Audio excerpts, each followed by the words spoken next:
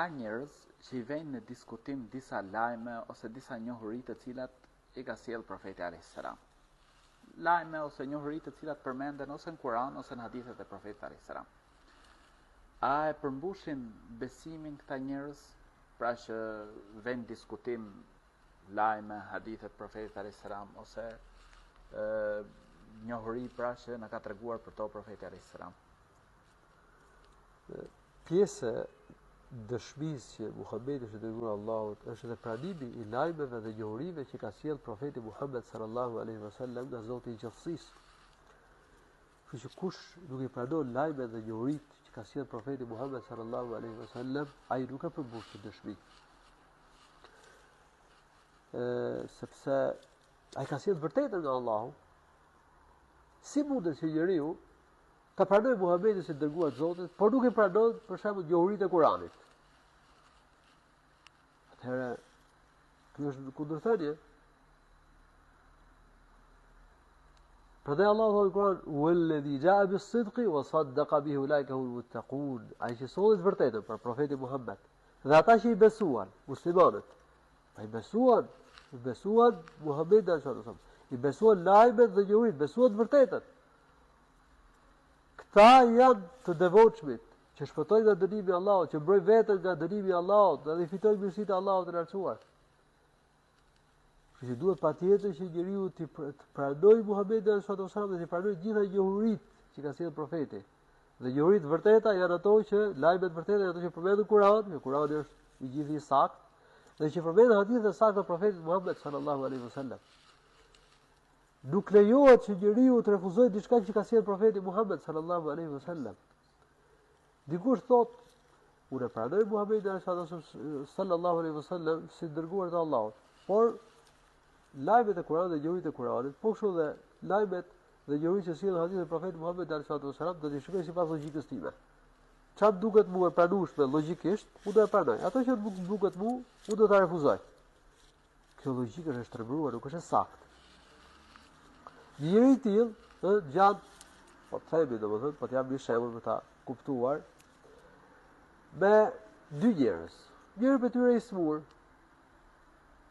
shkon tek njëri dhe ja qan hallën e vet, jam i smur. Dhe ky tjetri i thotë që unë do të tregoj një mjek.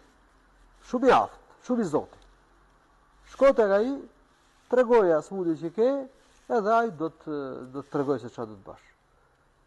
Edhe me fjalë të këtij personit, shkon tek mjeku. I tregon smundjen dhe mjeku i jep edhe kurën. E merr kurën, edhe kalon ke personi, ke ky udhërëfysi. Edhe i thot mjeku, çfarë tha mjeku? Më tha ti ke këtë smundje edhe trajtimi kura është kjo. Ky i thot, shikoj, ja, unë nuk mendoj ta dëgjosh mjekun. Ose bëj gjithë ato që thot mjeku. Ky njeri i smur, fjalë kujt do të dëgjoj? Do të dëgjoj fjalën e mjekut apo këtij udhërëfyesi?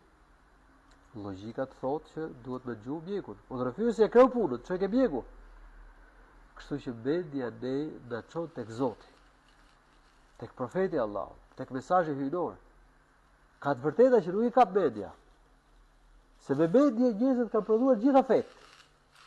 Çdo lloj feje në botë sot është produkt i njerëzve, edhe prallat, edhe besytnit, edhe adhurimi i idhujve. Të gjithë ata kanë qenë filozofët që kanë adhuruar idhujt, që kanë adhuruar planetet dhe yjet. Ka besuar ke spiritualiteti apo shpirtërorja e planeteve. Filozofë kanë qenë ata. Ke grekët e lash, ke romanët, ke popujt e hershëm. Pra, në qoftë se njeriu nuk i vë frerë mendjes, që të bazohet ke mesazhe hyjnor, atëherë media është shkatron. Ja regjimi komunist produkti i mendjes është. Komunistët kanë pasur shkencëtar. Satelitin e parë në hapësirë e hodhur shkencëtarët e regjimit komunist në Bashkimin Sovjetik, në Rusi. Por regjimi i tij është fatkeqësi për njerëzimin. Dhe ky është produkti i mendjes. Nuk dua zgjeron shumë për këtë pjesë me fjalë. Por të vërteta që ka përmendur Allahu në Kur'an, të vërteta hyjnore. Vërteta që ka sjellë profeti, nuk ka sjellë nga vetvete, ka sjellë nga Allahu i lartësuar. Kështu që në qoftë se njeriu vren që diçka nuk ja kap media, ta di që problemin e ka ke logjika e tij. Nuk i ka pa gjëra siç duhet. Prandaj çfarë vjen Kur'an, çfarë vjen? Në hadith e profetit gjithçka duhet pranuar, nuk lejohet me refuzuar diçka të tillë. Media në raport me mesazhin hyjnor është si drita me syrin. Nëse njeriu ka sy të mprehtë, mirë po është në errësirë të plotë, a mund të shikoj gjë? Nuk shikon dot gjë.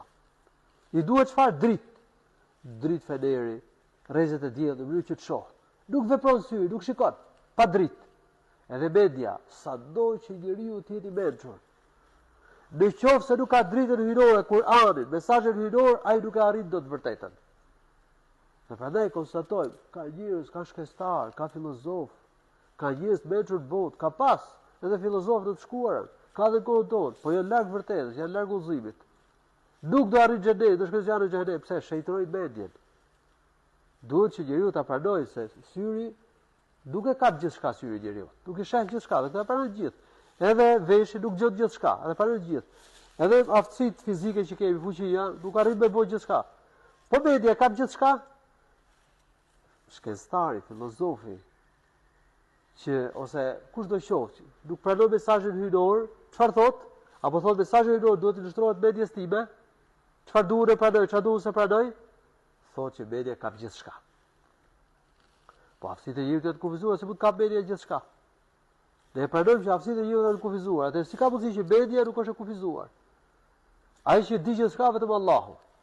Pra dhe njeriu që pranon realitetin e tij që është rob i Zotit, kur është pjesa e mesazhit hyjnor, të dorëzohet.